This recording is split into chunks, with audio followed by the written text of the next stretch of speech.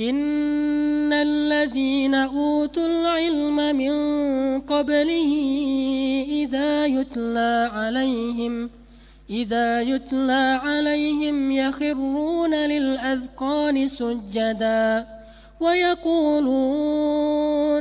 ويقولون سبحان ربنا إن كان وعد ربنا لمفعولا ويخرون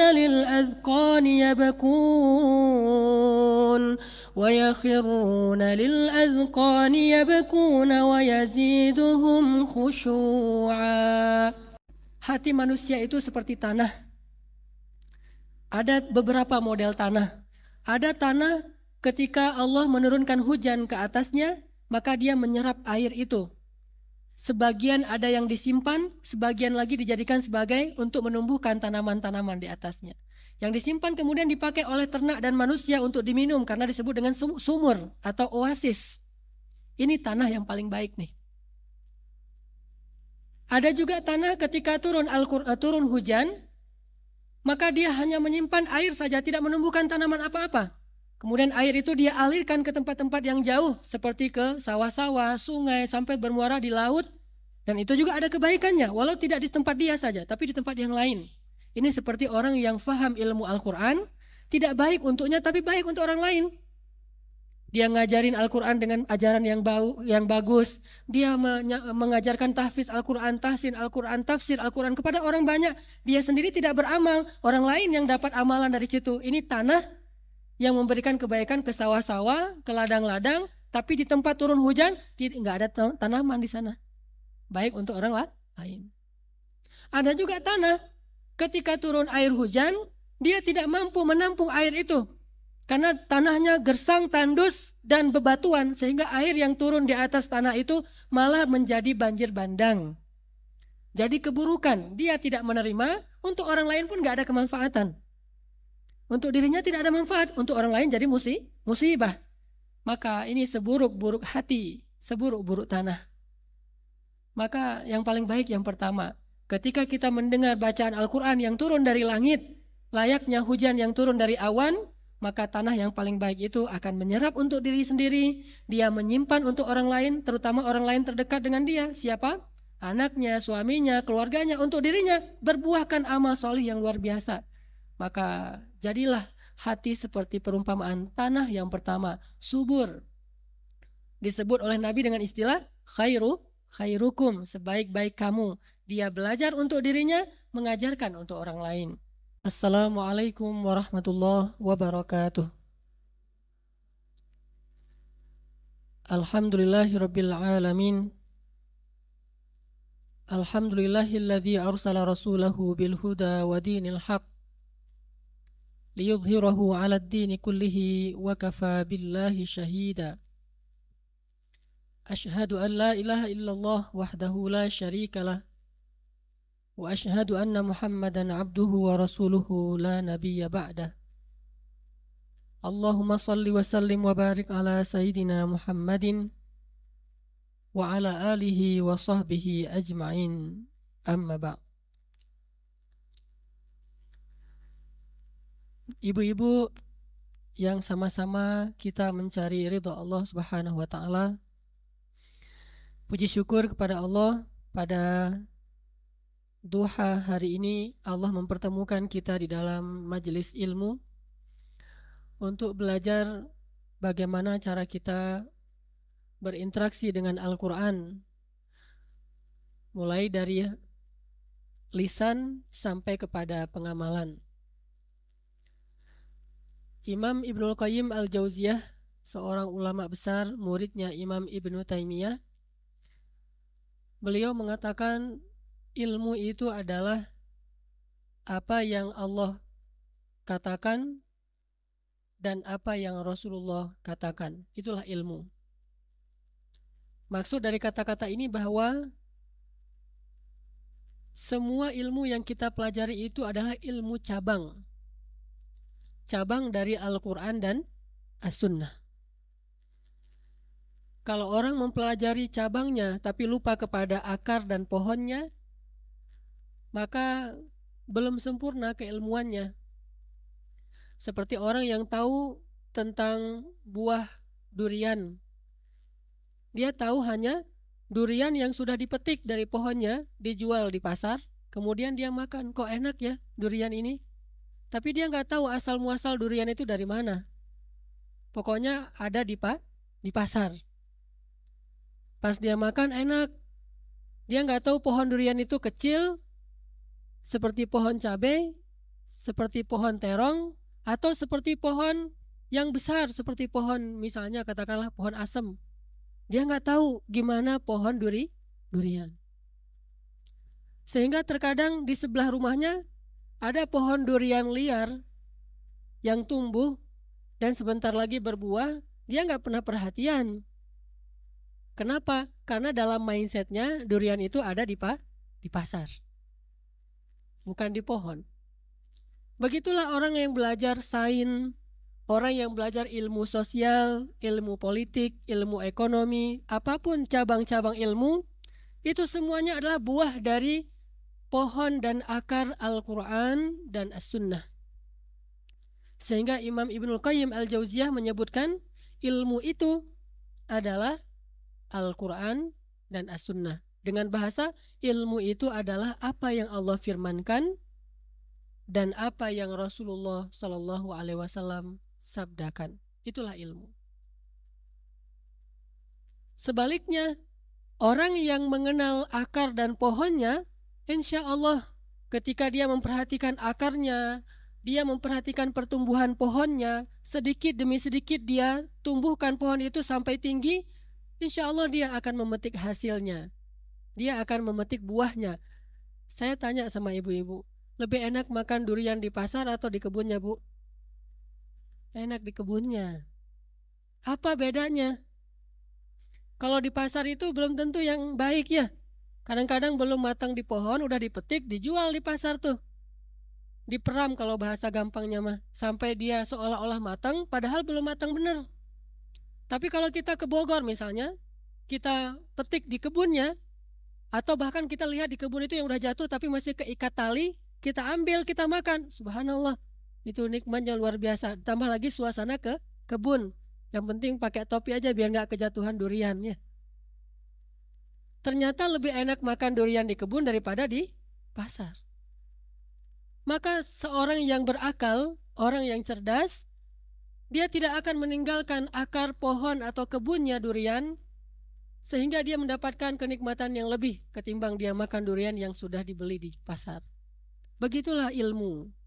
Orang yang berakal cerdas, dia akan lebih memperhatikan Al-Quran dan Sunnah.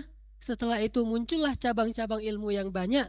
Apapun cabang ilmu itu, dia akan temukan akarnya nanti ada di dalam Al-Quran. Dia lihat nanti pohonnya ada di dalam Sunnah. Sehingga Allah Subhanahu wa Ta'ala menggambarkan syajaratun thayyibah, pohon yang sangat baik, berkah, asluha sabit, far'uha fis sama, tu'ti ukulaha kullahinin biizni rabbiha. Perumpamaannya seperti pohon yang akarnya menancap di bumi, yang pohon dan cabangnya menjulang ke langit, dan buahnya bisa dinikmati setiap musim, insya Allah. Maka orang yang paling faham Al-Quran dan Sunnah, insya Allah, dia baca buku apa saja, itu tidak akan tersesat. Dia bisa menilai, oh ini sesuai dengan yang siratum mustaqim. Oh ini bertentangan dengan siratum mustaqim. Oh ini bengkok dari siratum mustaqim. Tapi orang yang meninggalkan akar dan pohon, dia nggak tahu durian yang enak. Dia tahu durian ya begitu tuh rasanya tuh. Pas dia pergi ke kebunnya, oh kok ternyata durian kok enak gini ya. Saya pernah ada seorang saudara, dia nggak suka durian, baunya aja dia nggak senang tuh. Karena selama ini dia trauma, kalau beli durian nggak ada yang enak, sering ketipu. Suatu saat pergi ke kebun durian, disuruh coba aja, dia nggak mau, terus nggak mau, karena dipaksa, akhirnya dia coba satu butir, pas dia coba nggak mau berhenti. Kenapa? Ternyata beda rasanya tuh. Ibu, saya orang Aceh. Aceh itu salah satunya penghasil Makanya saya ambil contohnya durian, yang saya kuasai aja deh. Kalau buah-buahan yang lain saya nggak ngerti ya. Tahun 2012 kemarin, bulan Desember itu puncaknya musim durian. Saya pulang ke Aceh. Subhanallah, makan di kebunnya luar biasa. Beda ketika saya tinggal di Cihanjuang, itu banyak yang jual durian di pasar-pasar atau di jalan-jalan, beda banget rasanya. Begitulah orang yang zauk, merasakan nikmatnya ilmu setelah dia faham Al-Quran dan Sunnah. Tapi orang yang tidak faham Al-Quran dan Sunnah, dia tidak merasakan nikmatnya ilmu, apapun cabang ilmu itu. Makanya saya katakan, mudah-mudahan ini sebaik-baik majelis. Kenapa saya sebut sebaik-baik majelis? Karena orang yang ada di dalamnya adalah sebaik-baik manusia. Kenapa orang yang di dalamnya sebaik-baik manusia? Khairukum man ta'allamal Qur'an wa 'allamah. Sebaik-baik kalian yang belajar Al-Quran dan mengajarkannya. Mudah-mudahan kita termasuk di dalam hadis tersebut. Amin. Kalau di dalamnya ada manusia-manusia terbaik, maka majelis itu adalah majelis terbaik di antara majelis yang ada di muka bumi. Semua majelis, apakah itu majelis zikir, majelis ilmu, majelis dunia, majelis lalai, majelis maksiat, yang paling baik di antaranya adalah man ta'allamal Qur'an wa 'allamah, yang belajar Al-Quran dan mengajarkannya. Khairun nas kuntum khaira ummatin ukhrijat linnas. Agar kita bisa menjadi ayat itu, kuntum khaira ummah ukhrijat linnas, jadilah khairun nas, yaitu salah satunya man ta'allamal Qur'an wa 'allama, belajar Al-Quran. Lalu nanti kalau kita udah ngerti, ajarkan kepada anak-anak kita. Itulah sebaik-baik generasi. Kita lihat sebuah adegan tentang anak-anak yang belajar Al-Quran atau seorang anak yang memimpin sholat dengan bacaan Al-Quran yang baik. Mungkin ini udah pernah didengar, kita renungkan lagi. Dia membaca surat Al-Qiyamah.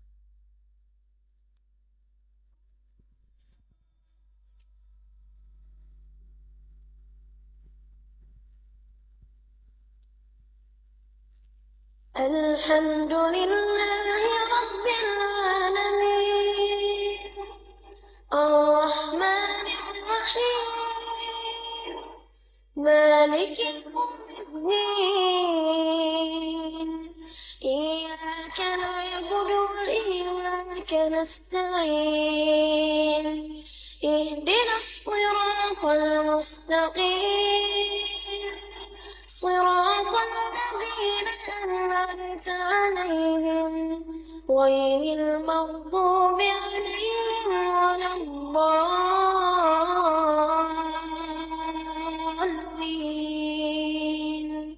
آمين.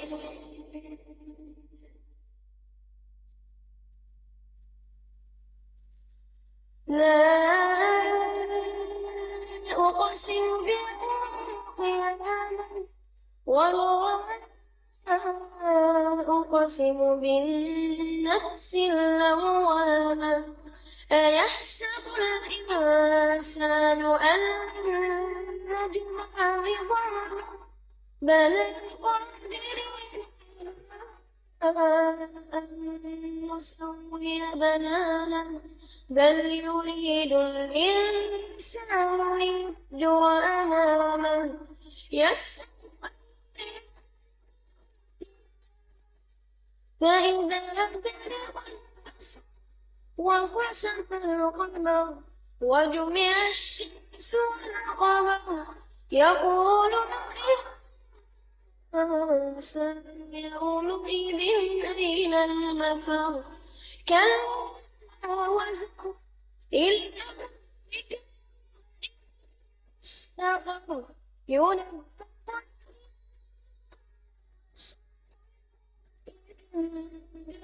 قدم وأخر بل الإنسان نفسه بصيرة ولو ألقى معاذيره لا تحرك به لسانك لتعجل به إن علينا قرآنا فإذا قرأناه فاتبع قرآنا ثم إن علينا بيانا.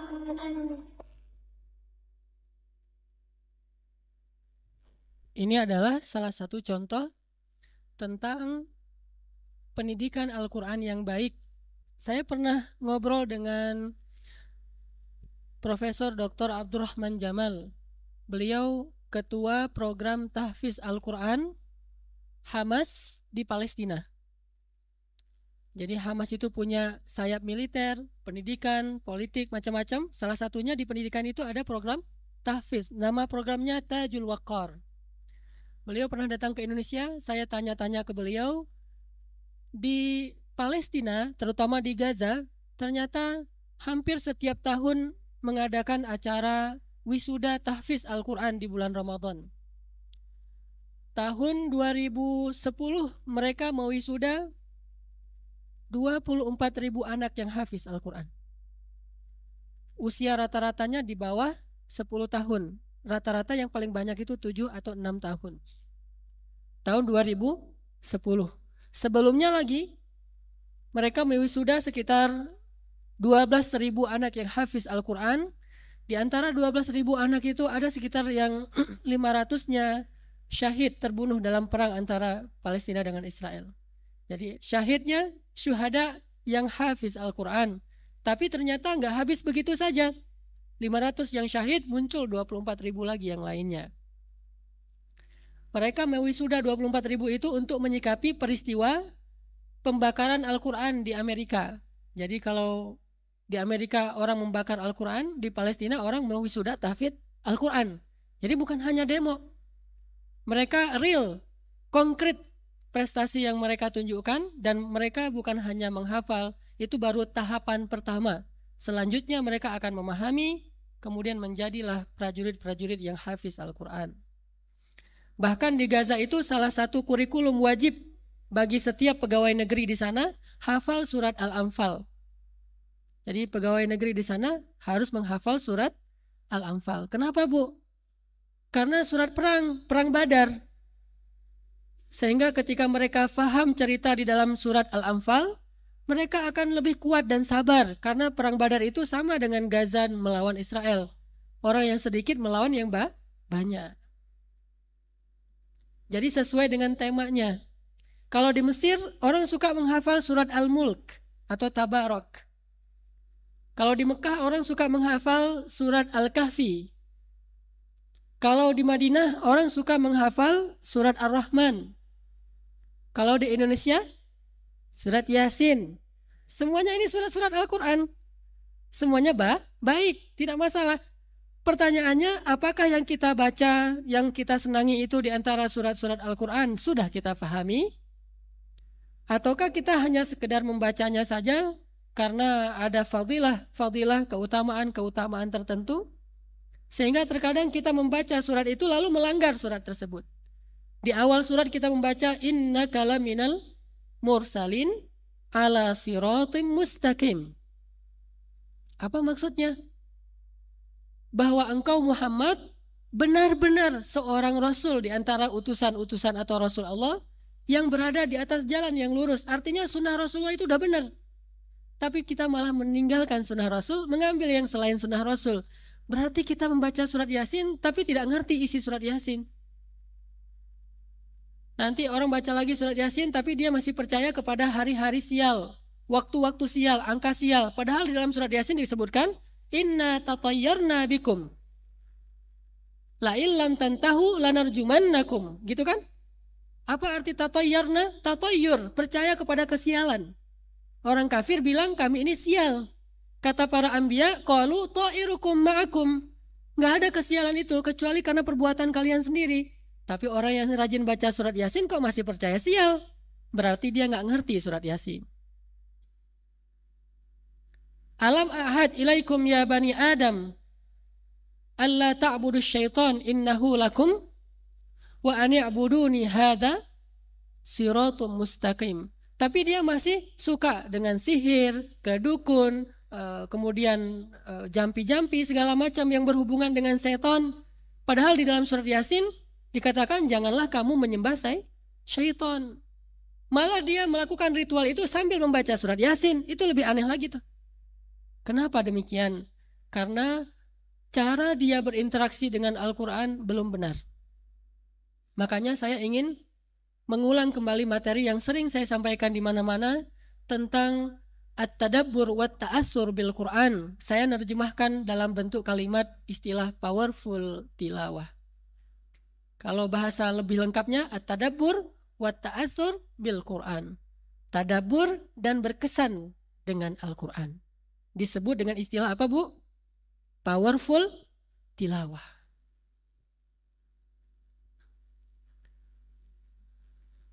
Seperti apa orang yang memperoleh powerful tilawah? Orang yang memperoleh powerful tilawah diantaranya contoh di dalam Al-Quran adalah misalnya di surat 8 Al-Anfal, Innamal mu'minuna alladzina idza dzukirallahu wajilat qulubuhum wa idza tuliyat 'alaihim ayatuhu zadatuhum imana wa 'ala rabbihim yatawakkalun.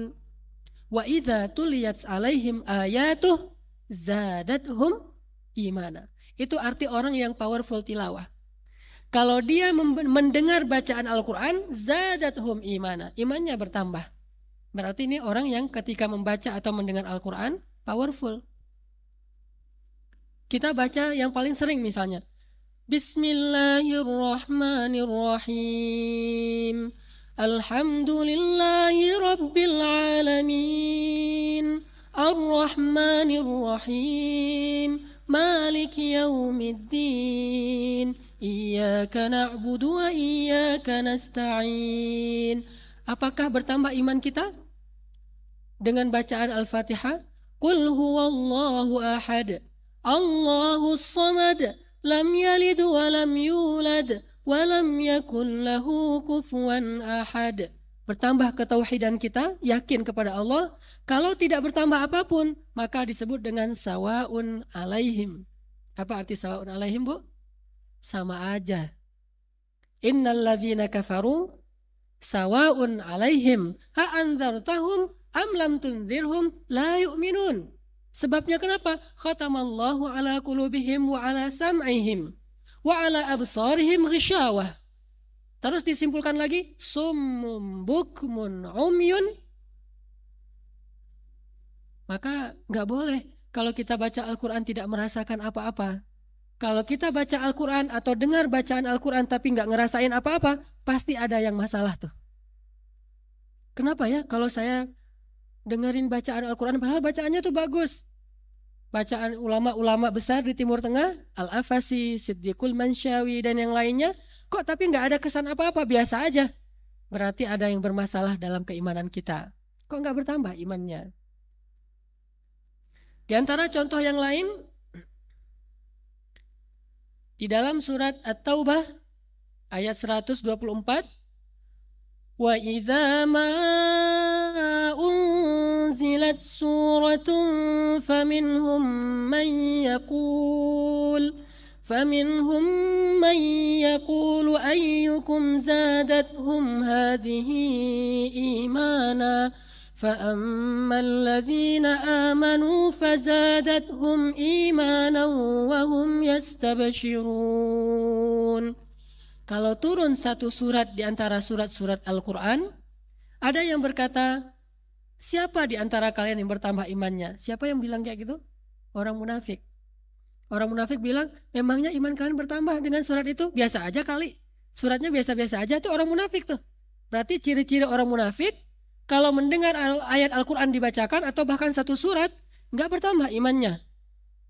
Kenapa? Karena summum bukmun umyun tadi tuh.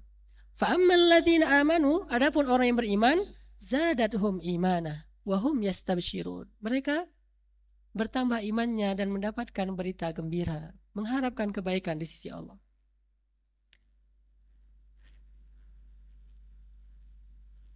Bahkan kalau kita baca di surat Jin, surat 72 ayat pertama, jin saja bisa bertambah imannya. Dari yang awalnya tidak beriman jadi beriman ketika mendengar bacaan Al-Quran. Qul uhiya ilayya annahu istama'a nafarun minal jinni faqalu inna sami'na Qur'anan ajaba yahdi ila ar-rushdi fa'amanna bih walan nusyrika bi rabbina ahada. Apa kata jin? Inna sami'na Qur'anan ajaba. Kata mereka Quran itu ajaba, ajib, menakjubkan, luar biasa. Jin aja yang awalnya kufur pas dengar bacaan Al-Quran, kata mereka inna sami'na Qur'anan ajaba, kata mereka. Kalau ada orang yang ketika mendengar Al-Quran dan tidak mengatakan Quran itu ajaba, lebih parah dari jin atau ya. Pasti masalah besar yang sedang dia hadapi. Kalau dia mendengar Al-Quran tapi tidak merasa kagum, ajaba, apalagi sampai tidak menambah iman. Orang kafir aja bisa beriman setelah mendengar bacaan Al-Quran. Bahkan jin saja mengatakan fa'amanna bih, maka kami pun beriman. Ibu, kita lihat adegan di masa Rasul, kisah-kisah para sahabat yang beriman setelah mendengar atau membaca Al-Quran. Pertama, kisah dua orang suami istri yang miskin. Namanya, coba ibu tebak. Yang pertama syahid dalam Islam, keluarga siapa namanya? Berinisial Y. Ya? Yasir. Istrinya S. Sumayyah. Yasir dan Sumayyah. Surat apa yang membuat mereka akhirnya beriman? Kita lihat adegan Sumayyah dan Yasir mendengar bacaan Al-Quran dari anaknya, yaitu Ammar. Ini hanya ilustrasi.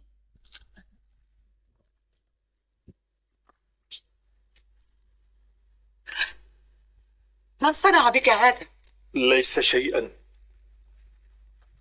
لتفصحن. لقد نلنا منهم كما نالهن، وما وجدتهم قبل اليوم أهون عندي. من سكنتك أمك؟ أبو سفيان ونفر معه. ماذا قلت؟ أبو سفيان ونفر معه. أبو سفيان سيد عبد شمس، وما أنت من سيد من سادة قريش حتى تقارعه فينال منك وتنال منه كما تقول. هل جننت أم ماذا؟ ألا تذكر من نحن؟ بلى، لسنا من قريش، إنما نحن من عنس، ونحن موالي بني مخزوم، وأمي كانت أمة لأبي حذيفة المخزومي. أعرف هذا كله يا أبتي، وإن نسيت ذكرني به سادات قريش وفتيانها. كيف تجرؤ على أبتي، اجلس يا أبتي، اجلس. وأنت يا أمه،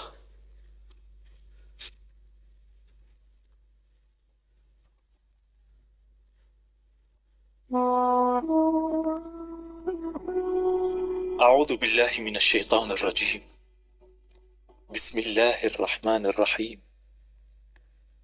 والضحى والليل إذا سجى ما ودعك ربك وما قلى وللآخرة خير لك من الأولى ولسوف يعطيك ربك فترضى ألم يجدك يتيما فآوى ووجدك ضالا فهدى ووجدك عائلا فأغنى فأما اليتيم فلا تقهر وأما السائل فلا تنهر وأما بنعمة ربك فحدث.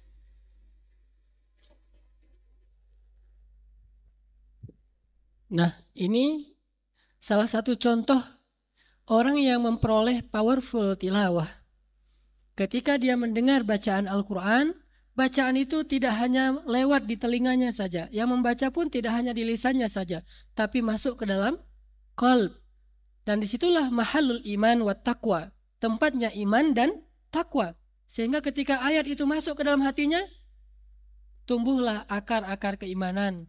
Kemudian semakin hari dia bertilawah Al-Quran, bertambah pula kebaikannya atau imannya. Artinya dari akar tumbuh menjadi pohon. Terus dia tilawah Al-Quran sampai pohon itu bercabang dengan cabang yang banyak. Sampai akhirnya mampu memberikan buah setiap musimnya. Itulah akarnya ilmu. Sebaliknya, orang yang tidak merasakan bertambah imannya atau menjadi beriman setelah bacaan Al-Quran, maka pasti ada masalah yang besar dalam hatinya. Kalau Imam Ibnul Qayyim Al-Jauziyah menyebutkan, hati manusia itu seperti tanah. Ada beberapa model tanah. Ada tanah ketika Allah menurunkan hujan ke atasnya, maka dia menyerap air itu. Sebagian ada yang disimpan, sebagian lagi dijadikan sebagai untuk menumbuhkan tanaman-tanaman di atasnya. Yang disimpan kemudian dipakai oleh ternak dan manusia untuk diminum karena disebut dengan sumur atau oasis. Ini tanah yang paling baik nih. Ada juga tanah ketika turun hujan, maka dia hanya menyimpan air saja, tidak menumbuhkan tanaman apa-apa. Kemudian air itu dia alirkan ke tempat-tempat yang jauh, seperti ke sawah-sawah, sungai, sampai bermuara di laut. Dan itu juga ada kebaikannya, walau tidak di tempat dia saja, tapi di tempat yang lain. Ini seperti orang yang faham ilmu Al-Quran, tidak baik untuknya, tapi baik untuk orang lain. Dia ngajarin Al-Quran dengan ajaran yang bagus. Dia mengajarkan tahfiz Al-Quran, tahsin Al-Quran, tafsir Al-Quran kepada orang banyak. Dia sendiri tidak beramal, orang lain yang dapat amalan dari situ. Ini tanah yang memberikan kebaikan ke sawah-sawah, ke ladang-ladang, tapi di tempat turun hujan nggak ada tanaman di sana. Baik untuk orang lain. Ada juga tanah ketika turun air hujan, dia tidak mampu menampung air itu karena tanahnya gersang, tandus dan bebatuan, sehingga air yang turun di atas tanah itu malah menjadi banjir bandang. Jadi keburukan, dia tidak menerima, untuk orang lain pun nggak ada kemanfaatan. Untuk dirinya tidak ada manfaat, untuk orang lain jadi musibah. Maka ini seburuk-buruk hati, seburuk-buruk tanah. Maka yang paling baik yang pertama, ketika kita mendengar bacaan Al-Quran yang turun dari langit, layaknya hujan yang turun dari awan, maka tanah yang paling baik itu akan menyerap untuk diri sendiri, dia menyimpan untuk orang lain, terutama orang lain terdekat dengan dia. Siapa? Anaknya, suaminya, keluarganya, untuk dirinya berbuahkan amal solih yang luar biasa.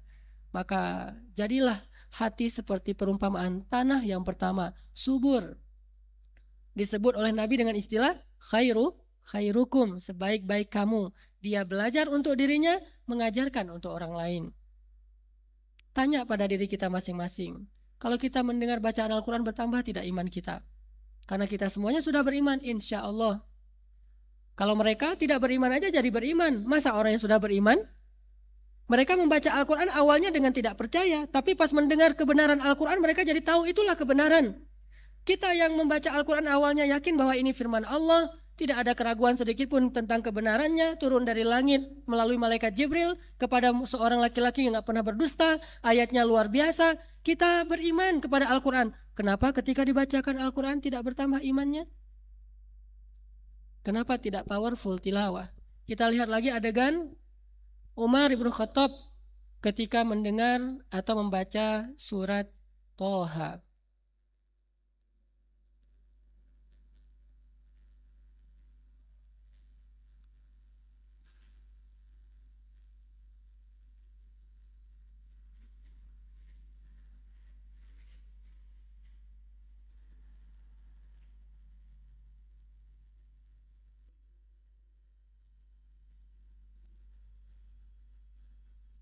Ini ketika Umar sedang marah besar.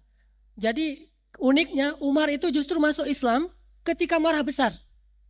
Hatinya dikuasai oleh hawa nafsu. Apa yang membuat belenggu di hatinya itu bisa terlepas?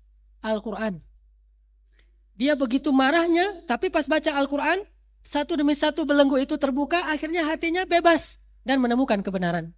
Subhanallah. Dalam keadaan yang sangat kritis, dia bisa mendapatkan kebenaran karena Al-Quran.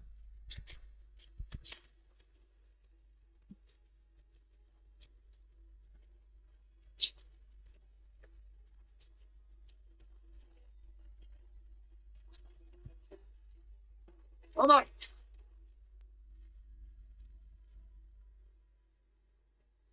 خرجت متوشحا سيفك إلا لأمر عظيم. أريد هذا الرجل محمدا الذي فرق أمر قريش. كيف قلت؟ رجل لرجل. والله لقد غرتك نفسك يا عمر. أترى بني عبد مناف تاركيك تمشي على الأرض وقد قتلت محمدا؟ بل أمضي بعد إذن إلى بني هاشم بنفسي ليقتلوني به وينقضي هذا الأمر. أهون الشرور بل أعظمها. أفلا ترجع إلى أهل بيتك فتقيم أمرهم أولا؟ أيوة. أختك فاطمة بنت الخطاب وزوجها ختانك وابن عمك سعيد بن زيد بن عمرو، فقد والله أسلما وتابعا محمدا على دينه.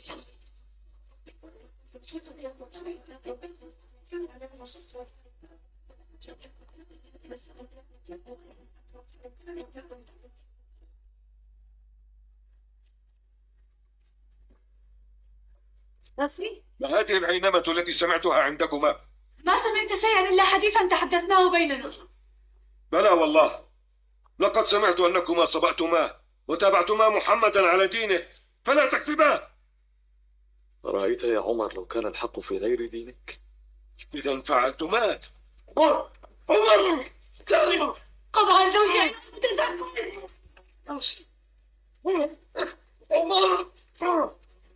يا عدو الله، أتضربني وزوجي على أن نوحد الله؟ ما كنت فاعلا فافعل. أشهد أن لا إله إلا الله وأشهد أن محمدا رسول الله. قد أسلمنا على رغم أنفك.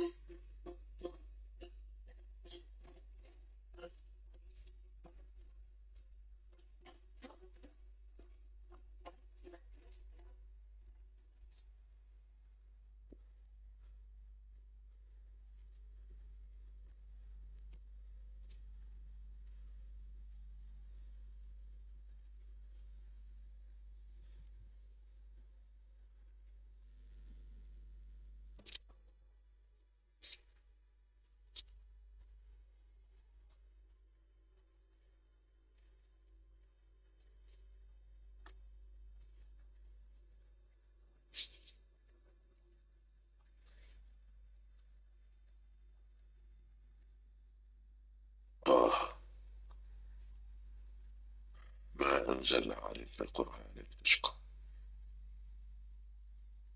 إلا تذكرة لمن يخشى،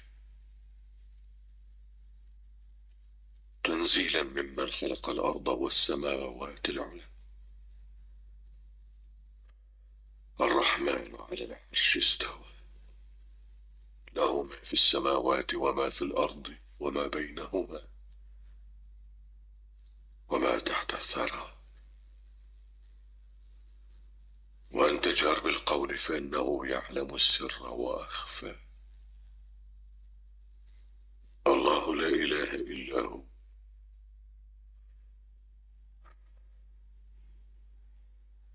له الأسماء الحسنى.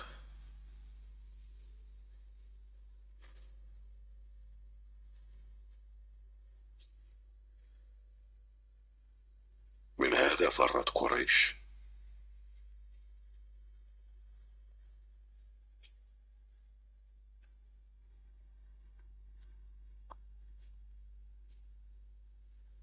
إنني أنا الله لا إله إلا أنا، فاعبدني وأقم الصلاة لذكري. إن الساعة آتية أكاد أخفيها لتجزى كل نفس بما تسعى، فلا يصدنك عنها من لا يؤمن بها واتبع هواه فترداها.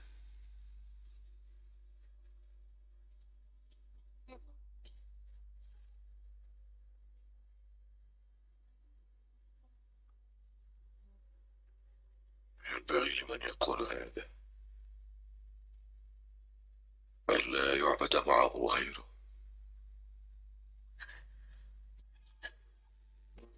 ما لكم قد وجدتم؟ افتحوا له، فإن يرد به الله خيرا يسلم، وإن يرد غير ذلك يكن قتله علينا هينا.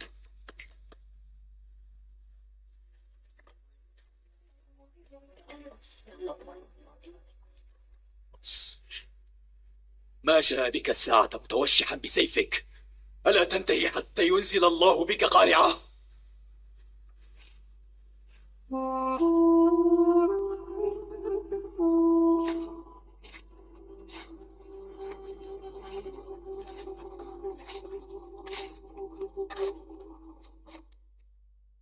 يا رسول الله، جئتك أؤمن بالله ورسوله وبما جئت به من عند الله. الله أكبر، الله أكبر، الله أكبر. Nah, kalau kita perhatikan, Umar bin Khattab justru menemukan kebenaran ketika pertama dia kufur, masih seorang yang musyrik. Kemudian dia emosinya luar biasa karena merasa Muhammad telah memecah belahkan bangsa Arab, sehingga dia berkehendak untuk membunuh Nabi Muhammad. Tapi dalam emosi yang di puncak itu, Al-Quran telah melunakkan hatinya sehingga dia menemukan hidayah. Alasan apa lagi yang kita jadikan agar kita mengatakan bahwa Al-Quran itu tidak berkesan di hati saya? Bukankah orang yang emosi saja berkesan Al-Quran dalam hatinya? Bahkan dia bukan orang emosi yang mukmin, emosi yang kafir. Emosinya karena kekufuran, karena kesesatan, karena syaitan. Tapi dengan Al-Quran bisa masuk ke dalam hatinya. Ini menunjukkan bahwa di antara contoh powerful tilawah itu adalah seperti yang kita lihat tadi. Contoh lain dari powerful tilawah adalah orang yang apabila membaca dan mendengar bacaan Al-Quran, dia bisa menangis. Bukan hanya bertambah iman, tapi dia bisa menangis. Sebagaimana firman Allah di dalam surat Al-Isra ayat 109, Innal ladzina utul ilma min qablihi idza yutla alaihim yakhruna lil adhqani sujada ويقولون سبحان ربنا إن كان وعد ربنا لمفعولا ويخرون للأذقان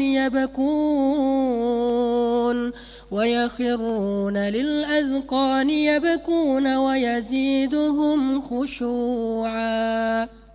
Surat Al-Isra ayat 109. Orang yang Allah berikan ilmu, jika dibacakan kepada mereka ayat-ayat Allah, mereka menyungkur di tanah lalu bersujud, lalu mereka meresponnya dengan kata-kata Subhana Rabbina, Maha suci Rabb kami, in kana wa'adu Rabbina la maf'ula, pasti janji Tuhan kami akan terpenuhi. Wa yakhirun, mereka menyungkur lagi. Wa yabkun, mereka menangis. Wa yaziduhum khusyu'a, mereka bertambah khusyuk. Inilah powerful tilawah. Sehingga kita sering mendengar atau melihat adegan orang-orang yang menangis ketika dibacakan Al-Quran.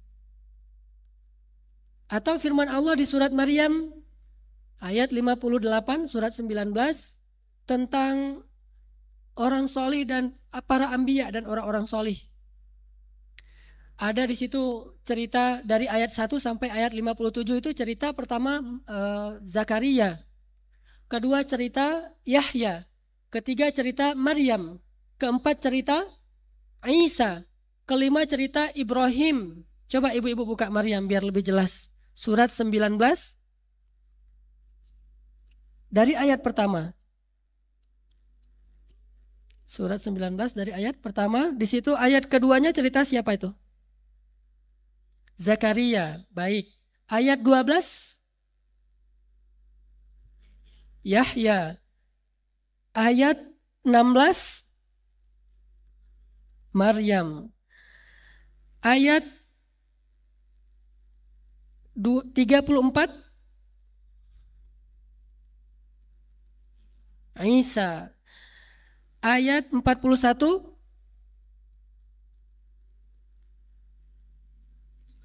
Ibrahim. Ayat 49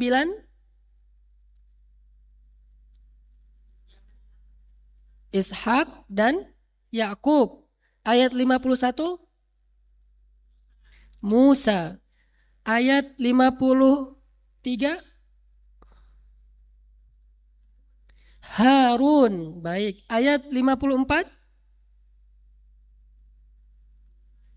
Ismail. Ayat 56. Idris. Baru ayat 58 itu kesimpulannya. Ulaika. Apa arti ulaika? Mereka itulah. Siapa mereka itulah? Saya sebutkan ulang. Pertama Zakaria. Kedua Yahya. Ketiga Maryam. Keempat Isa. Kelima Ibrahim. Keenam Ishak. Ketujuh Yakub. Kedelapan Musa. Kesembilan Harun. Kesepuluh Ismail. Kesebelas Idris. Ulaika, mereka itu semuanya, baik nabi ataupun bukan nabi, karena sebagian besarnya nabi tapi ada yang bukan nabi, yaitu Maryam.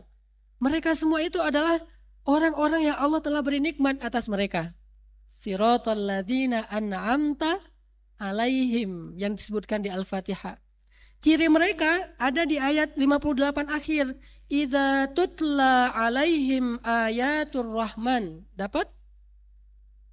Idza tutla alaihim ayatur rahman kharru sujjada wa bukiya. Itulah ciri-ciri mereka.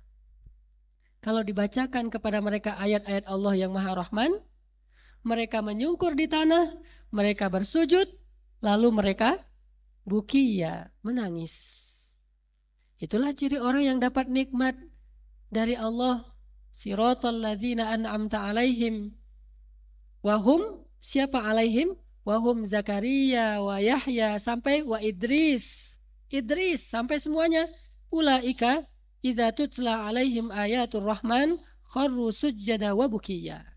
Jadi di antara ciri orang yang powerful tilawah itu begini nih. Dia bisa menangis.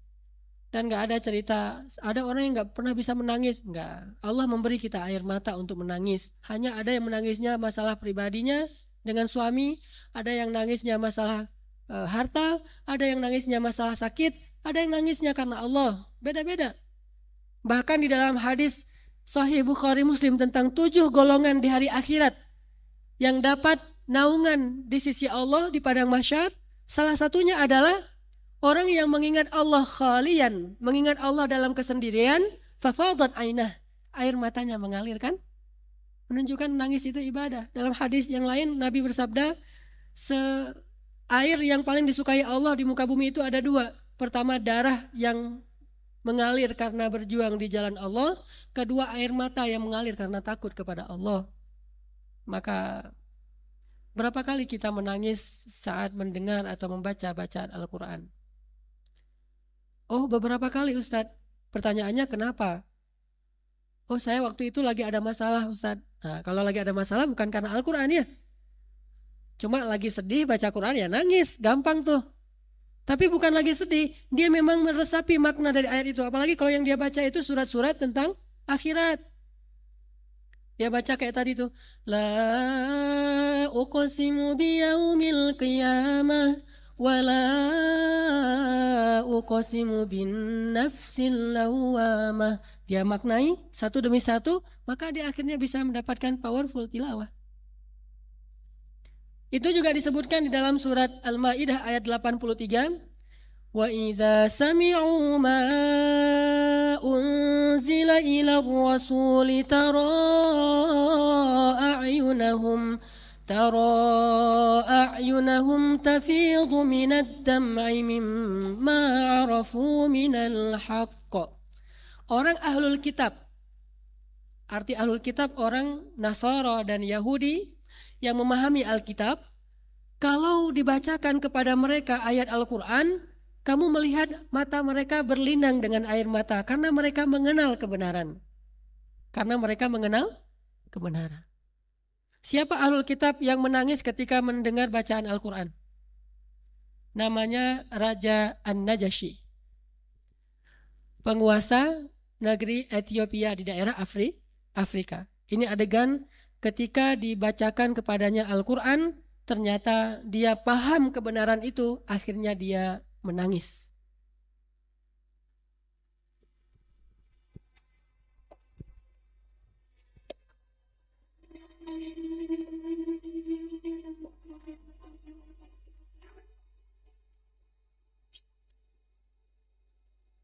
سيدي الملك.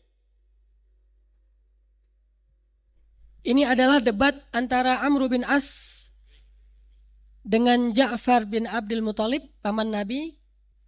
Ja'far bin Abi Thalib kalau nggak salah ya, sepupu Rasulullah, di mana waktu itu Ja'far dan kaum muslimin hijrah ke Habasyah, kemudian disusul oleh Amr bin As yang waktu itu masih kafir untuk membawa pulang mereka ke Mekah. Ternyata Raja Najasyi tidak mengizinkan, makanya terjadilah debat untuk menentukan siapa yang benar, siapa yang salah, sehingga diputuskan layakkah mereka dipulangkan ke Mekah atau tetap di Habasyah. Raja ini orang Kristen Ortodok yang membaca Alkitab dan dia orang yang hatinya lembut.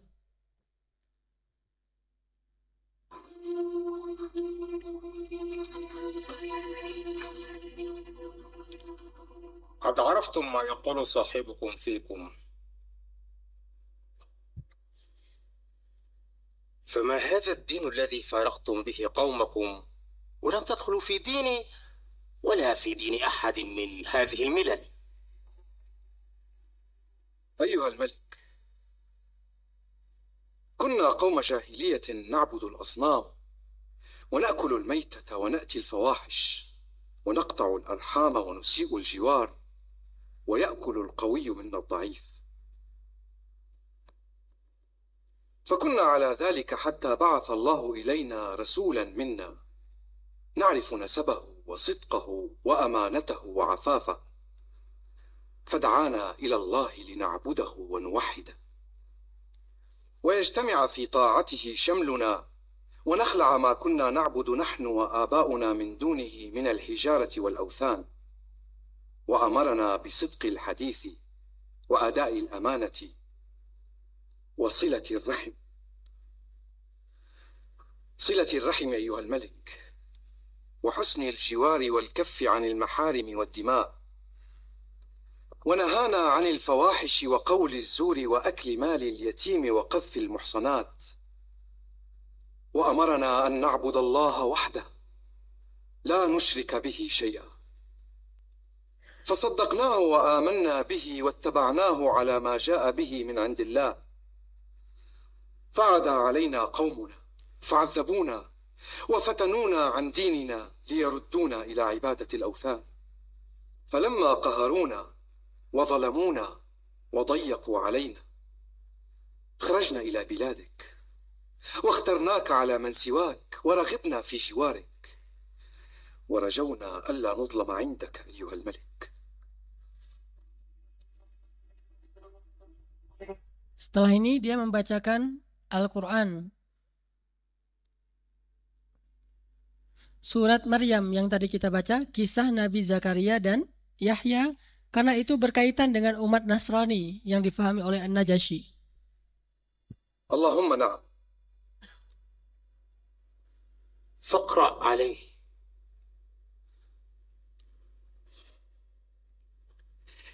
بسم الله الرحمن الرحيم. يا زكريا إنا نبشرك بغلام اسمه يحيى لم نجعل له من قبل سميا قال ربي أنى يكون لي غلام وكانت امرأتي عاقرا وقد بلغت من الكبر عتيا قال كذلك قال ربك هو علي هين وقد خلقتك من قبل ولم تك شيئا قال رب اجعل لي آية قال آيتك ألا تكلم الناس 3 ليال سويا فخرج على قومه من المحراب فأوحى إليهم أن سبحوا بكرة وعشيا يا يحيى خذ الكتاب بقوة وآتيناه الحكم صبيا وحنانا من لدنا وزكاة وكان تقيا وبرا بوالديه ولم يكن جبارا عصيا وسلام عليه يوم ولد ويوم يموت ويوم يبعث حيا.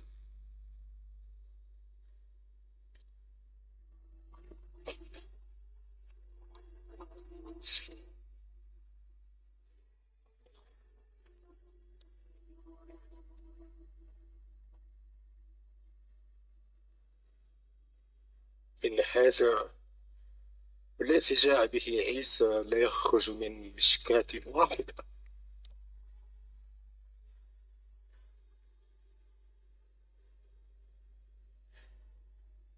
انطلقوا، فوالله لا أسلمكم لأحد ولا تكادون عندي.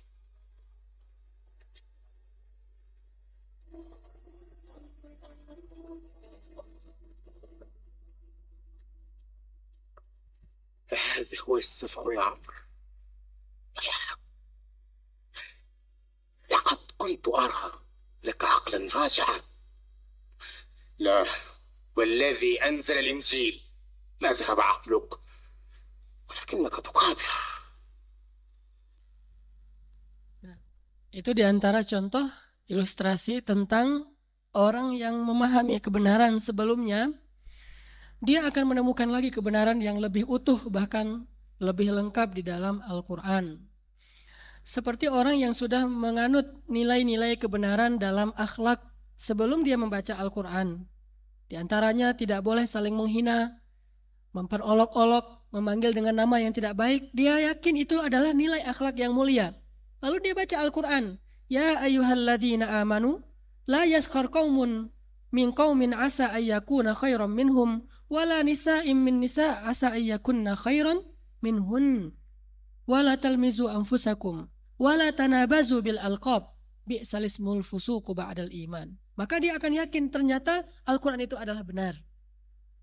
Bagi dia yang yakin bahwa nggak boleh dalam jual beli itu kita curang, dia baca wailul lil mutaffifin, maka dia yakin Al-Quran itu benar.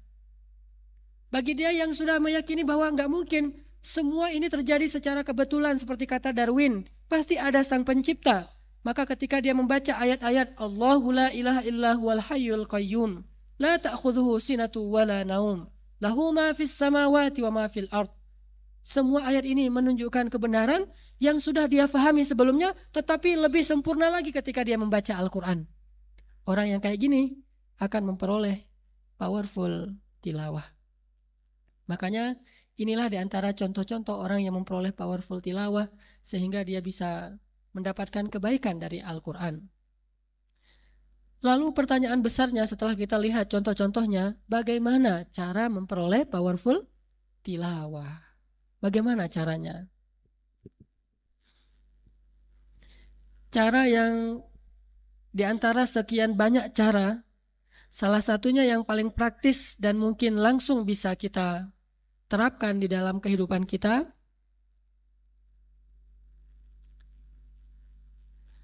coba ibu-ibu buka surat Al-A'raf, surat ke-7 ayat 204. Surat Al-A'raf, surat ke-7 di akhir ayat 204.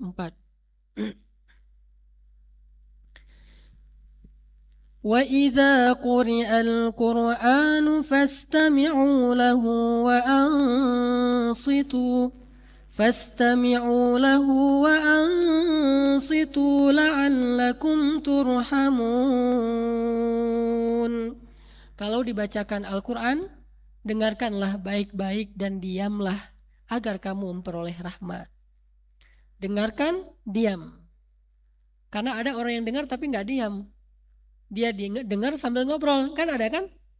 Al-Quran dia setel pakai DVD atau CD-nya, dia play, lalu dia ngobrol.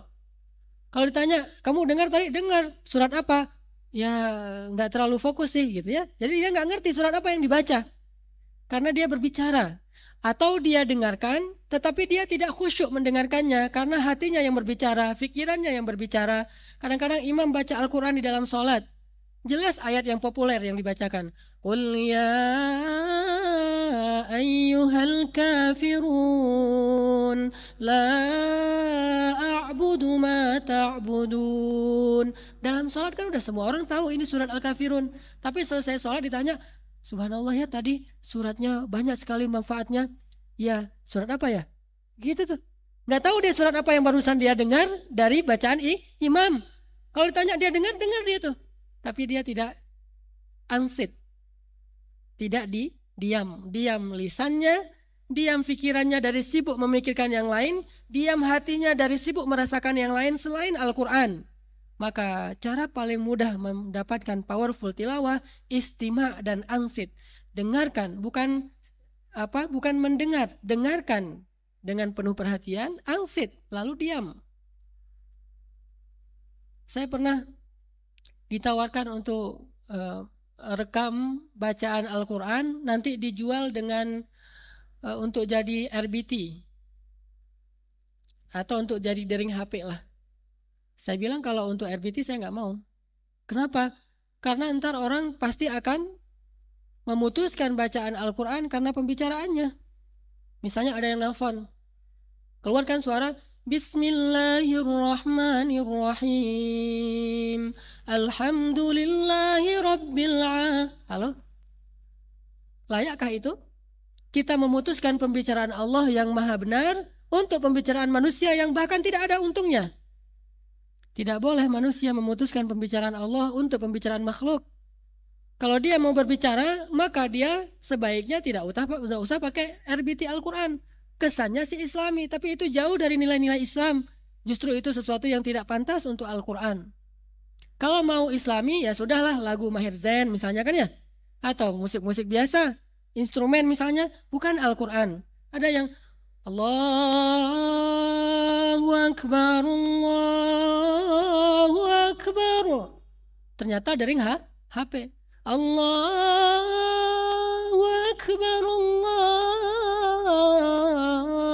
Akbar. Sampai dia karena lagi sholat tuh kan ya. Kesering tuh lagi sholat kedengaran suara azan dari HP. Pas di terakhir. La ilaha. Halo? La ilaha? Nauzubillah min zalik. La ilaha katanya. Tidak ada Tuhan. Tidak ada Tuhan kata dia. Lalu dia putuskan di situ. Wakaf yang haram. Gak boleh wakaf di la ilaha.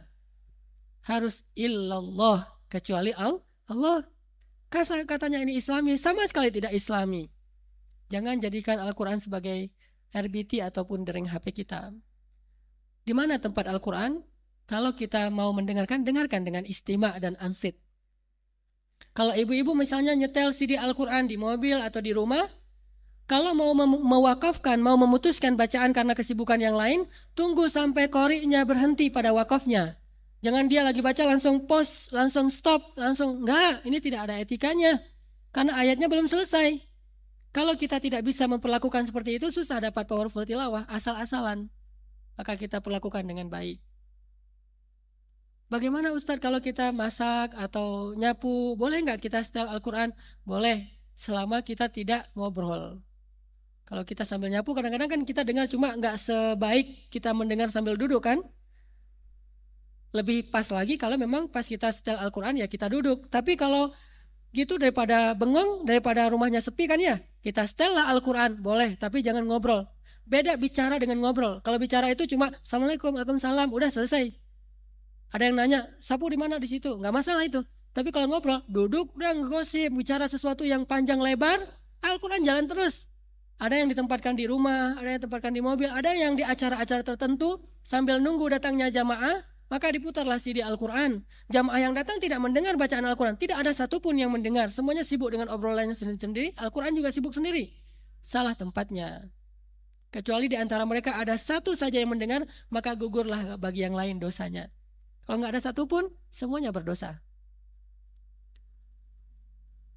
Ya, kalau dibacakan harus ada yang mendengar. Minimal satu. Kalau yang lain tidak mendengar, maka dia tidak dapat pahala. Tapi yang satu ini telah menggugurkan kewajiban yang lain. Kenapa harus didengar Al-Quran itu? Jangan dia dibacakan tapi nggak ada yang dengerin.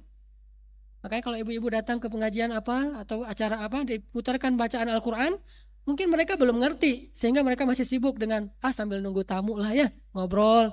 Ibu-ibu duduk, ini kira-kira surat apa ya? Kalau nggak tahu suratnya ya udahlah dengerin aja. Kita ucapkan dalam hati kita, Sadaqallah, Sadaqallah, Sadaqallah. Benarlah Allah. Itu benar tuh, haqqan. Minimal mudah-mudahan dengan keberadaan kita menjadi rahmat bagi yang lain karena mereka tidak berdosa karena kita. Walaupun nanti ada yang bilang, sombong amat sih, duduk tengah orang ramai kok, diam aja sendiri. Dia nggak ngerti, dia yang sombong. Lebih sombong dia daripada kita. Karena dia sombongnya kepada Allah lagi bicara, dia ngobrol. Kan lebih sombong kan? Ini cara yang paling praktis untuk mendapatkan powerful tilawah. Cara lain yang juga mudah, tajawub. Nah, tajawub itu dari kata jawab, merespon bacaan Al-Quran. Gimana cara ngerespon? Bisa talafuz dengan lafaz, bisa di dalam hati kita. Kalau dibacakan misalnya ayat وَبَشِّرِ الَّذِينَ آمَنُوا وَعَمِلُوا الصَّالِحَاتِ أَنَّ لَهُمْ جَنَّاتٍ تَجْرِي مِنْ تَحْتِهَا الْأَنْهَارُ. Tentang apa, Bu? Saya ulangi. وَبَشِّرِ الَّذِينَ آمَنُوا وَعَمِلُوا الصَّالِحَاتِ أَنَّ لَهُمْ جَنَّاتٍ تَجْرِي مِنْ تَحْتِهَا الْأَنْهَارُ. Tentang apa? Orang beriman, beramal saleh masuk surga. Kan kurang lebih paham tuh. Kita katakan, ya Allah, masukkanlah aku salah satu di antara mereka. Nah, ini namanya tajawub. Kalau dalam sholat berarti dalam hati kita. Kita respon.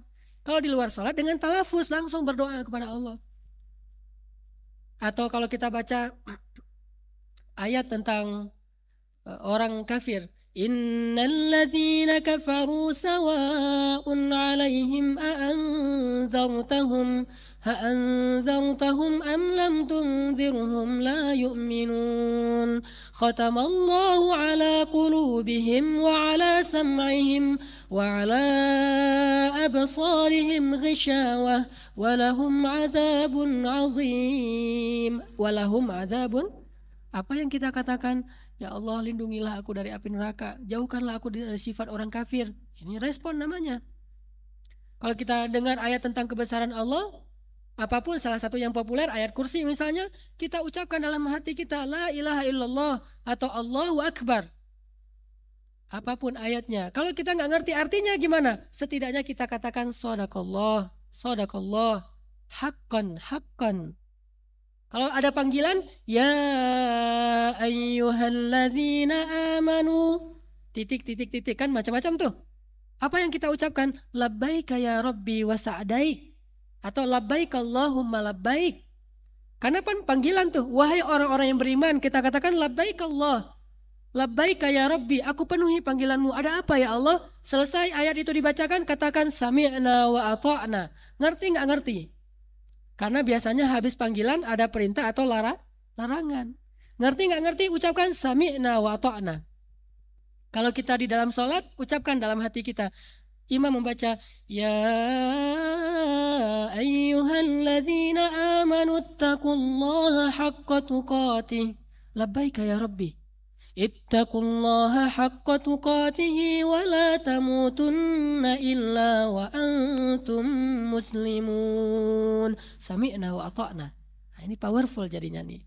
Akhirnya kita konsen dengan sendirinya terhadap ayat yang dibaca. Dari satu halaman yang dibaca mungkin panjang, mungkin satu ayat kita ngerti lah, insya Allah. Satu ayat kita ngerti secara umum.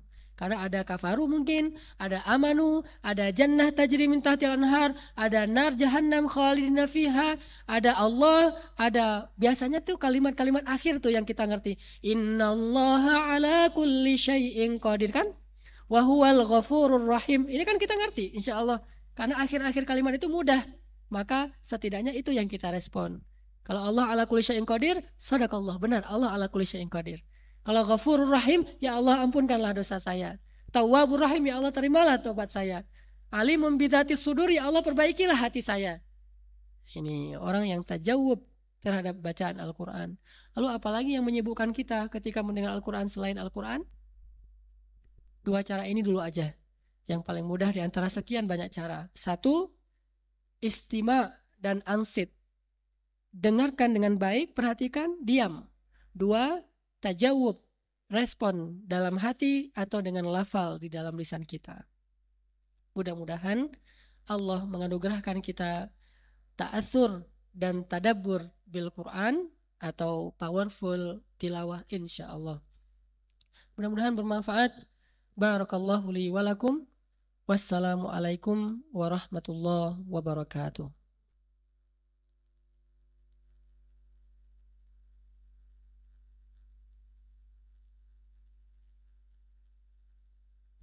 Ibu ada yang bertanya, silakan.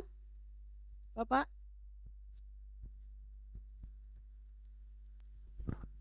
Assalamualaikum warahmatullahi wabarakatuh. Tadi kembali ke surat Al-A'raf ayat 204. Bila Al-Quran dibaca, hendaklah kamu diam dan supaya kamu mendapat rahmat. Nah, terus bagaimana kalau kita menghadiri simaan? Kan kita mengikuti bacaannya, itu apakah kita diam atau kita boleh mengikuti yang simaan bacaannya? Demikian, terima kasih. Wassalamualaikum warahmatullahi wabarakatuh. Diam di situ maksudnya jangan menyibukkan diri selain dengan Al-Quran. Kalau menyibukkan dengan Al-Quran, misalnya kita baca terjemahan, misalnya kita ikut melantunkannya juga bersama Ustadz, maka ini tidak disebut sibuk dengan hal yang lain. Maka maksud dari diam di sini jangan sibuk dengan aktivitas lain selain Al-Quran. Kalau yang Al-Quran boleh, apa saja. Ada lagi, Bu?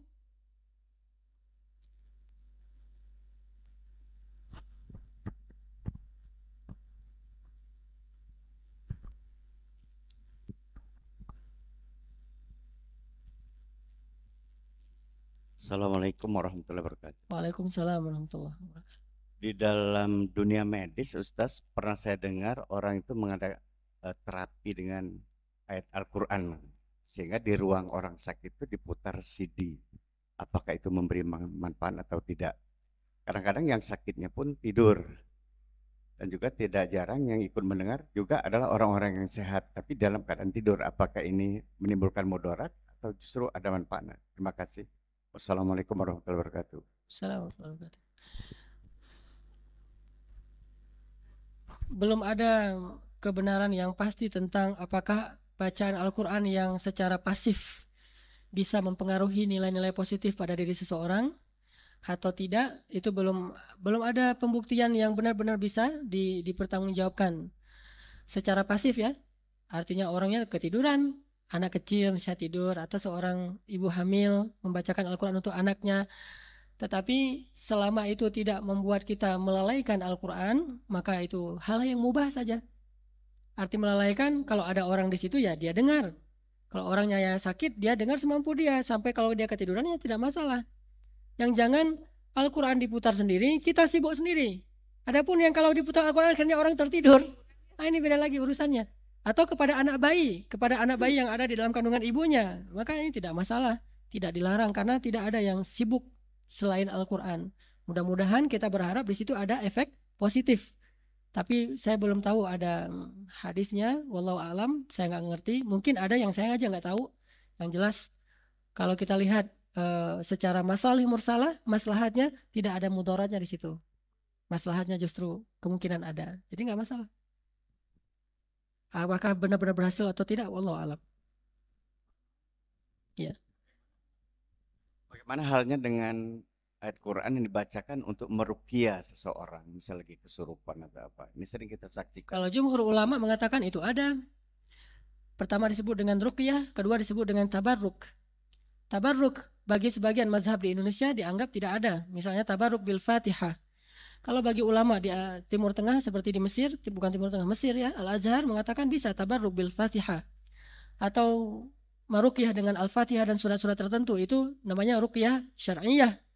Sementara hadis tentang ruqyah yang disebutkan di dalam hadis Bukhari Muslim itu maksudnya jampi-jampinya dukun. Adapun ruqyah syar'iyah pernah dilakukan sahabat, walaupun Nabi tidak pernah mencontohkannya, tapi diketahui maka disebut sunnah takririyah. Dibolehkan karena Rasulullah diam, setuju. Kalau ada yang tidak setuju, maka ini masuk ke dalam bab khilafiyah di antara ulama. Maka cara merespon khilafiyah adalah kita serahkan saja kepada para ulama, masing-masing dengan keyakinannya.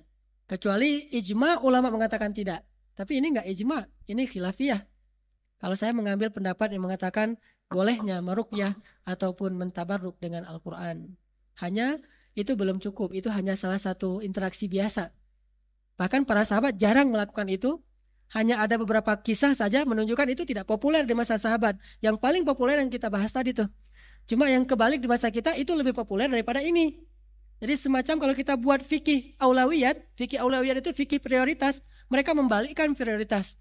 Yang tidak terlalu populer itu jadi begitu tren, yang populer itu justru ditinggalkan. Ini jadi kurang manfaat gitu.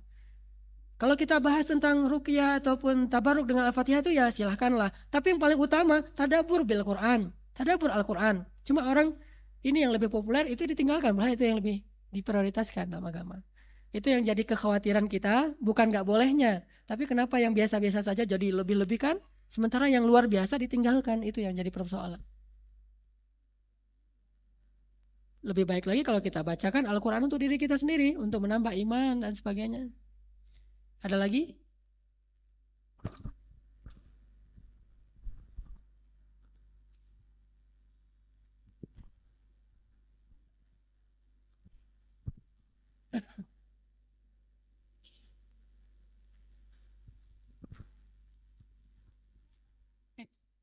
Assalamualaikum warahmatullahi wabarakatuh. Gini Ustadz, saya sering mendengar murotal ya, dan enak didengar selain bacaannya jelas dan fasih. Nah, mungkin saya pribadi juga ingin gitu ya, ketika saya baca itu ingin selain berusaha untuk benar secara hukum tajwidnya, juga ingin bacanya itu enak gitu, lagamnya juga enak didengar gitu. Nah, kira-kira bisa enggak gitu? Gimana caranya dan juga apakah itu bakat atau apakah memang belajar gitu? Ya mungkin segitu. Wassalamualaikum warahmatullahi wabarakatuh. Waalaikumsalam. Yang tadi kita bahas kan baru 2 ya. Dia ada sekitar 10 cara.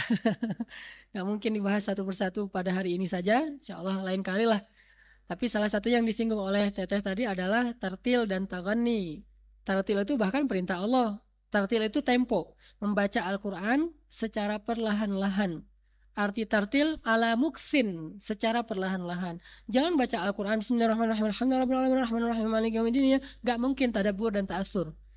Terserah mau dia target khatam Al-Quran, tapi khatam yang tidak berta'assur untuk apa? Bacalah secara perlahan-lahan, bacalah dengan khusyuk. Adapun taghani, benar, itu bakat. Taghani itu mengiramakan, itu bakat. Saya punya halakoh tartil dan taghani Al-Quran di Masjid Al-Murabbi, Setrasari. Setiap malam Rabu itu anak-anak teman-teman mahasiswa banyak yang belajar. Ada di antara mereka yang sekali belajar langsung dapat cepat karena punya bakat. Ada yang lama masih di situ-situ juga. Ya nggak masalah, terus belajar aja. Karena ini bakat. Itu disebut mauhubah, bukan muktasabah. Mauhubah yang Allah anugerahkan kepada seseorang. Dia mendapatkan seruling di antara seruling-seruling keluarga Daud. Tapi kalau yang tidak punya bakat gimana? Ternyata kata Nabi, sebaik-baik bacaan di antara, sebaik-baik suara yang membaca Al-Quran itu bukan yang paling bagus iramanya.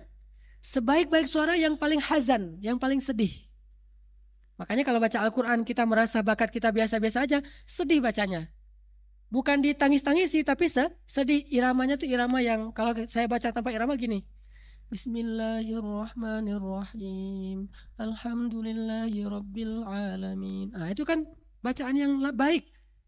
Enggak diiramakan dan itu semuanya orang bisa. Makanya kalau kita punya bakat, jangan sia-siakan bakat kita dari Allah, itu kebaikan. Kalau kita merasa bakat kita biasa-biasa saja, sedihkan irama bukan bacaannya sehingga kita dapat khusyuknya. Itu cara tartil dan taghani. Ya. Mudah-mudahan bermanfaat. Ya Ibu. Oke. Ibu, Bapak, ada lagi? Atau cukup ya?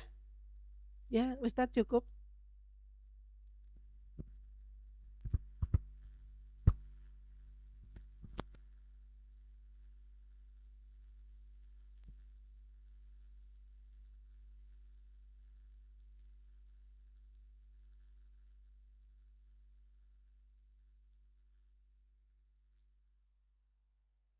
Baik, kita tutup dengan doa. Bapak Ibu rahimakumullah. A'udzu billahi minasy syaithanir rajim. Bismillahirrahmanirrahim. Allahumma ighfir lana dzunubana wa liwalidina warhamhum kama rabbawna shighara. اللهم اهدنا فيمن هديت وعافنا فيمن عافيت وتولنا فيمن توليت وبارك لنا فيما أعطيت وقنا برحمتك شر ما قضيت ربنا لا تؤاخذنا إن نسينا أو أخطأنا ربنا ولا تحمل علينا إصرا كما حملته على الذين من قبلنا ربنا ولا تحملنا ما لا طاقة لنا به واعف عنا واغفر لنا وارحمنا أنت مولانا فانصرنا على القوم الكافرين. ربنا لا تزغ قلوبنا بعد إذ هديتنا وهب لنا من لدنك رحمة إنك أنت الوهاب. ربنا هب لنا حكما وألحقنا بالصالحين. ربنا واجعل لنا لسان صدق في الآخرين. ربنا واجعلنا من ورثة جنة النعيم. ربنا لا تخزنا يوم يبعثون يوم لا ينفع مال ولا بنون إلا من أتى الله بقلب سليم. ربنا آتنا من لدنك رحمة وهيئ لنا من أمرنا رشدا واجعل لنا من كل ضيق مخرجا ومن كل هم فرجا ومن كل عسر يسرا. اللهم انصرنا ولا تنصر علينا وكن معنا ولا تكن علينا. اللهم انصر إخواننا المسلمين في فلسطين. اللهم انصر إخواننا المسلمين في سوريا. اللهم انصر إخواننا المسلمين في ميانمار. اللهم انصرنا ولا تنصر علينا. ربنا هب لنا من أزواجنا وذرياتنا قرة أعين واجعلنا للمتقين إماما. ربنا هب لنا من الصالحين. اللهم إنا نعوذ بك من عذاب جهنم ومن عذاب القبر ومن فتنة المحيا والممات ومن شر فتنة المسيح الدجال. ربنا آتنا في الدنيا حسنة وفي الآخرة حسنة وقنا عذاب النار.